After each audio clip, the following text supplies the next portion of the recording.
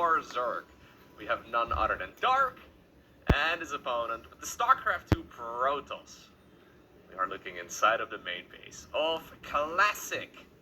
Alrighty, now, the wonderful guys from the StarCraft Evolution development team, they've been putting on a lot of tournaments, and they sent me over a personally curated replay pack of games that they think I would enjoy checking out. That's the type of service that I am not used to. Okay, generally speaking, replay packs are just like a replay folder file dump, where none of the names make any sense. Everything, you just kind of have to tear it together. You have to pick them too. You have to find what you're looking for. I can spend hours. I must have spent dozens of hours over the years just looking for replays, because I know they're in the pack, but I can't figure out the ones I'm looking for. This is the exact opposite, dude. A curated replay pack with all the best games from recent tournaments. Very fun. Alrighty, now this is certainly a Brood War map. Yeah, so we have some weirdness going on over here with these skinny mineral wools. Apparently the workers can go around it. Okay, so this is a quick triple hatch opener here for Dark, which is not uncommon in Brood War. And, well, to be fair, he's also been doing it in StarCraft 2 an awful lot. A gasless triple hatch opener with a spawning pool. You'll be hard-pressed, though, to produce any queens here, which is one of the key defenses in... Oh. Interesting. So there's a tiny little golden mineral. He must have mined out the ones as well, actually, that were previously walling himself in over here. Wow, we're going straight 4-hatch? Now, as per usual, I might have to preface this by saying that I am not very familiar with StarCraft Brood War, at least not compared to StarCraft 2. I have played the game, I've watched the game, and I'm decently, up to date, but when it comes to intricate details on every single one of the build orders, I am not your guy. But obviously in StarCraft Evolution, all of the strats are going to be slightly different anyways. Classic opening up with a Stargate, nothing out of the ordinary there. I'm assuming he'll just go into the good old Oracles and start harassing the Zerg player to death. That is usually what Protoss players like to do in StarCraft 2, and also, well, what they prefer to do. Although there's no Oracles, I guess, in Brood War, but they like playing a similar style as well, because obviously that larva mechanic is not much different, right? You just gain so much early game power from having those larvae in the game that it is very much so up to the opponents to try and slow you down. Alrighty. Adept. Going in. Can the Adept go through? No? Oh my god. Okay, I think Classic is just now figuring that out as well. So the drones ran to the other base. Sorry. Should have gone on a diet, Adept. Maybe that's rude of me to say, I'm not sure. You certainly look skinnier than the drone, but the drone apparently fit through, but you don't. Anyway, Dark wants to make sure he has some space as well to go around, as he's now mining out the mineral fields on the other side. He still has this hatchery, using it now for Zergling production instead. I'm assuming Lynx can go through. Ooh, he cancels them. Okay. Yeah, so we're already going into Hydras. Obviously in Brood War, you don't have a Roach Warren, but you can make a Hydra Den at Hatchery Tech. So you can get those Hydras out nice and quickly, although again, without upgrades, they're not that great. You also need to research the Lurker aspect, which does require Lair Tech. But yeah, it's the only real way. Actually, good timing here for Dark. It's the only real way that you can deal with those early game flyers of the Protoss. So this game mode now has been around for like maybe... I think it's been consistently played at the very least at a high level for maybe like half a year or so. So you can tell that the timings are becoming a lot crisper.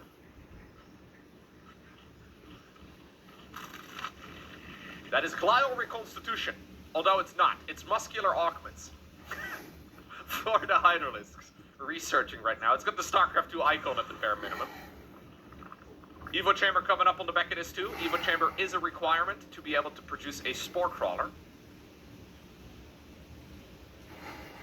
Adepts still going around, and this is obviously one of the things, right? There's no Adepts in StarCraft 1. There is no Oracles in StarCraft 1. There's no Colossi in StarCraft 1. So the game is very much so designed around Zerg, having Hydra Lurker as a core unit composition, but it's not that easily done. One of the Hydras trying to run away. Drones opening up some of these mineral walls. Still though, just denying the base is excellent, and now actually the Adepts together with the Oracles, commit into the mineral line, and Dark is gonna pay the price for this early game greed. Losing a handful of drones so far, I feel like 6 drones is quite acceptable. Yeah, those Hydras just don't pack that much of a punch just yet. They need some of those upgrades, they need a few more of their friends to show up.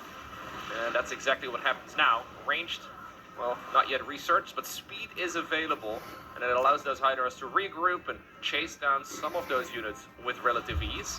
We've seen a couple of Adepts, just 3 of them here on the left side of the map, killing a hatchery. Not usually what they do.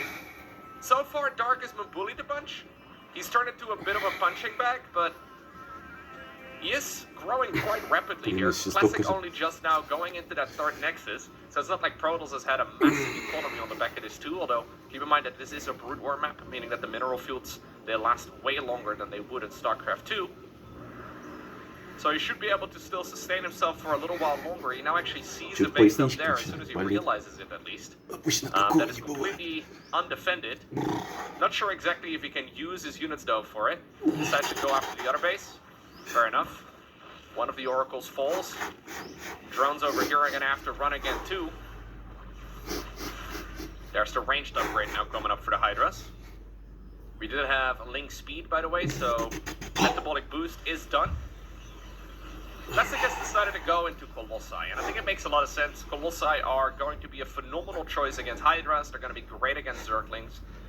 They're excellent against practically everything that Dark is going to have at this point in time. The only problem, of course, is that Dark is going to be able to just produce an awful lot of it, and every time that Classic will try and expand, this just feels so far away. It's very different than the map design we see in modern StarCraft 2, at least. It's really not easy for Protoss to be taking another expansion. So he decides to go for this more triangular rotation instead. Look at this guy. Hanging out half on the high ground, half on the low ground, levitating a little bit. Alright, get it, Colossus. You're cooler than everybody else. Jeez. Alright. Finally, we've got the lair coming up.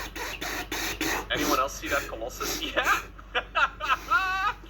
Alright, apparently the other observers of the game at the time, while this game was being played live, they were also looking at the Colossus.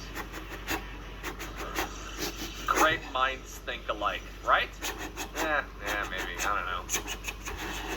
Derping on terrain? Yeah, a little bit of derping. Ooh, is that the Horde symbol? How did that happen? For the Horde! It's a bit weird.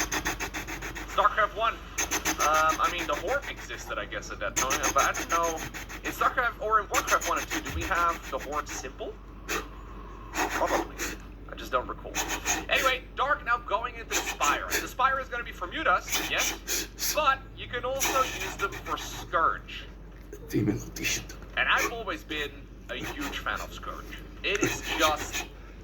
In case you're unfamiliar, they're basically air banelings, but rather than deal splash damage, they're single target. So they're going to be phenomenal when it comes to taking down the Colossi. They're going to be great at taking down the Prism too. It's one of those units though that you do need to, well, they're quite literally hit or miss, right? So at this point, yeah, Dark needs to slow down his attack in whatever way is possible. The Hydra's not having a real easy time. It's a very wide open space over here though, but those force fields, woo, really solid. I think Classic is just finding himself at such a massive advantage now, although this little Hydra counterattack. Are they going to push Protoss back home? No. Classic decides to march on. 20 Scourge coming up on the production tab too.